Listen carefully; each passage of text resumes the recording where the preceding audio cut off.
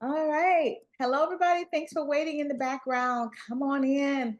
Let us know where you're zooming in from. And question of the day: do you already have a fundraising strategy? You can call it plan. You have something written down on a napkin. I mean, do you have a full fundraising proposal? I don't know, PowerPoint. Do you have something? Let us know in the chat.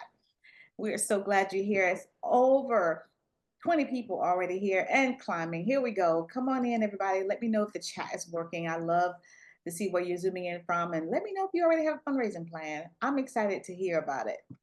The last time we had people who had been here, who've been in the nonprofit sector for 20 years, 75 years, not them, they're not 75 or 100, somewhere 100, 150 years old.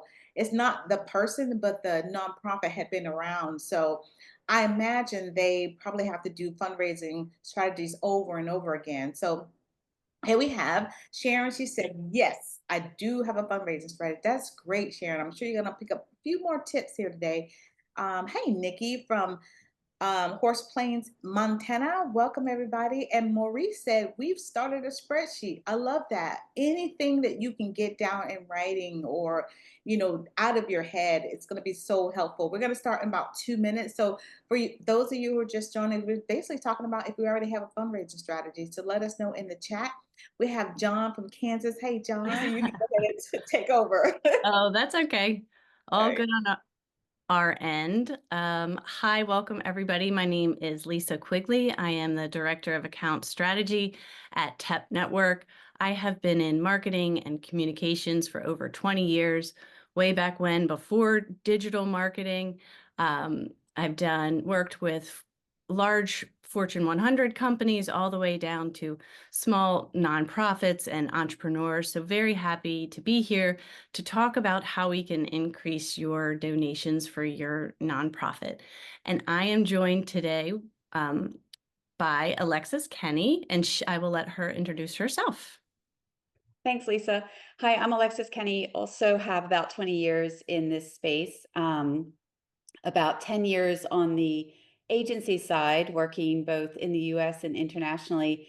And then the other 10 years on the client side, about half of that working, probably sitting similar to where you're sitting in a nonprofit, managing a small team and a small budget, trying to figure out how to make the biggest impact we can with very limited resources. So understand where you're coming from and looking forward to going through this plan with you today. All right, should we get Now that started? you met Lisa and Alexis from Tapp Network, I want to take a quick second to show you this video is only going to be 10 minutes. If you'd like the full 1 hour video, click on the link in my description below, and I'll see you in a moment.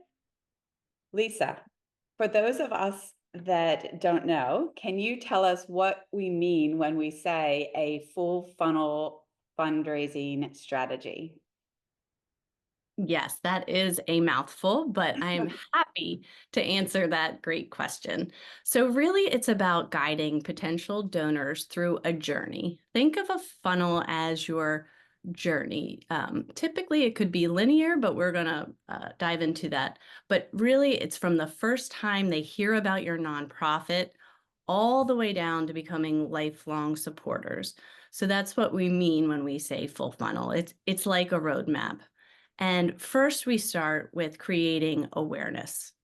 We need to attract new donors. But then that's not actually enough to just let people know about your organization.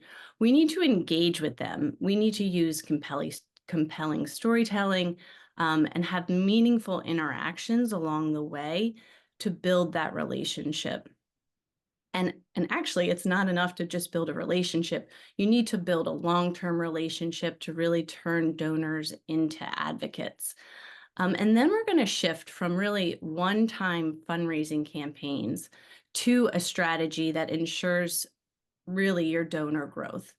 And I just saw a question about asking if we have service, if TechSoup has services, and that's what we're going to get in today. We've helped thousands of nonprofits create a donor full funnel strategy. So there are 4 stages actually of this funnel. Awareness is what we call top of the funnel. Engagement and conversion really are, engagement is that middle funnel. Conversion is the bottom. And then the retention and growth is what we talk about when we talk about the flywheel. And here, this might help. I'm a visual person. This visual model may help. So on the left side is really your funnel. And on the right side is the flywheel. And both models are important, but they serve different purposes. So the funnel is what we think of, as I mentioned, a linear journey. You attract donors at the top, you nurture them in the middle, and then hopefully they convert at the bottom. But the problem is once they donate, they often fall out of the funnel. Unless you have that plan, what PowerPoint, Excel, if you're working with an organization, unless you have that plan to keep them engaged.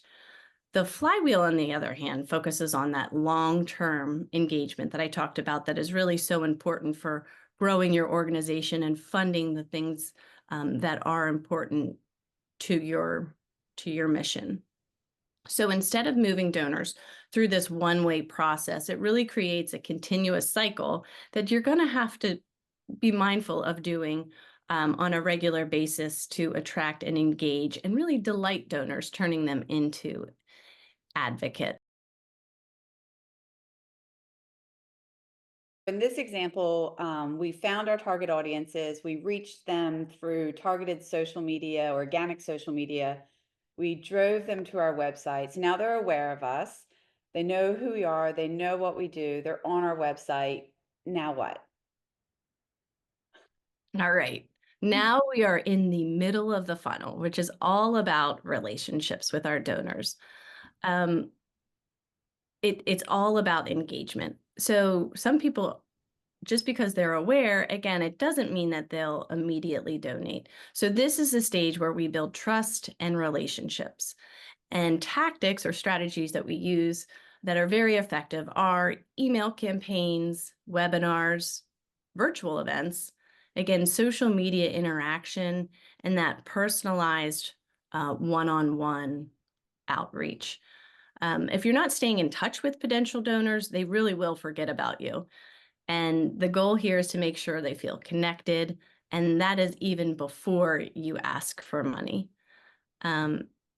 Engagement doesn't happen even automatically with all of these tactics. So regular communication and personalized updates. This is, again, an email that we did for Vituity Cares. You'll see that it's personalized with their first name.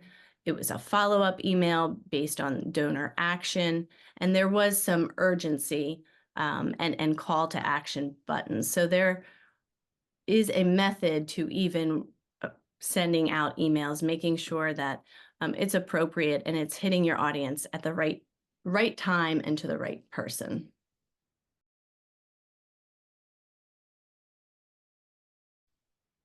So donation, it isn't the end, it's actually just the beginning. So everyone thought, well, wait a minute, I have questions about that first part. We got to work through the first part of the funnel. And of course, we'll help you every step of the way. And I see questions coming in, but it is important to just mention that that isn't where your donor's journey should end. The most successful nonprofits, they don't treat donations as one-time nonprofits. They really see it as the start of a relationship. And oops, one stat that I do love is frequent donor communication leads to 41 or 42% increase in revenue or those donations. So that was a stat from 2025 from Nonprofit Tech for Good. So again, it just hits home that everything that we're talking about, the consistency is so important in your strategy. I want to talk a little bit about this part of the flywheel. How do you engage and how do you keep donors coming back and connected? And if anybody's received a thank you note, a personalized thank you email, a short story that just pulls at the heartstrings of whatever your mission, a volunteer, from the executive director, they go really far in not only keeping donors engaged, but helping them feel special. impact reports. This could be a summary for the year. It could be a summary for the quarter. Tell them where exactly their money is going. That transparency will help donors keep giving all year long. And then we all like something special. So giving donors a behind the scenes access makes them feel special, perhaps even a donor only event or a newsletter once a year. Again, the goal here with engagement is to keep the donor emotionally invested, not just financially invested. So delight. That was 3 great tips on fundraising. I hope you took some notes. If not, watch the replay or go in my link below and watch the full video so you can get some fundraising strategy.